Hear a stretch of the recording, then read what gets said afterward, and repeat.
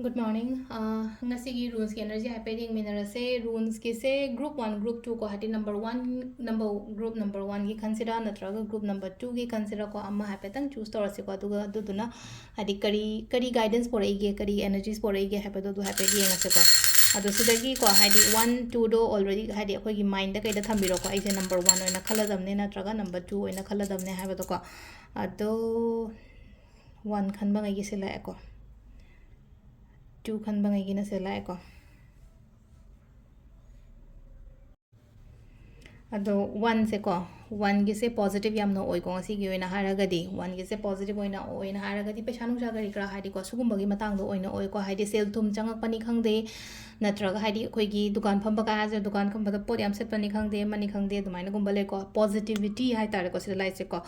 lots of positivity ngasi gi oina ahamba gi keno gi rules gi meaning simple oina harba da yamna positive oina lae haidi sel thum kai gi matang da oiraga su yamna phajana lakpa oina oi ri ko aduga number 2 sina muk lise laise ko number 2 gi symbol khan bangai gi oina hairagadi sida laise bless leiba harasine ko shorna chanbi bo copy bo numit kumba kayumba dumba su oigani aduga plus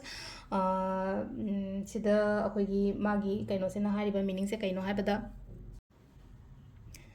stability gumba leiba ko thabak taw matam da stable gumba oiba balance gumba leiba harasine ko phajana hadi shanti oina phajana thaba inkhang chatpa ko oina oi ko ngasi gi oina isana su leina ko ai always hadi ko hadi oida pa da taw ge hana so khan gano ko hadi yamna honestly taw thabak taw matam da mi loina bada oiro partner loina bada ni khangde thaba te taw ni khangde adumba mayam do da leina ko hadi ai gi side ta gi ai do thamoi seng na taw ba aduga ai na tawriba thabak ai gi work ta harasine ko ai gi work ta kari so hai tare ko thabak ta respect पियो अइना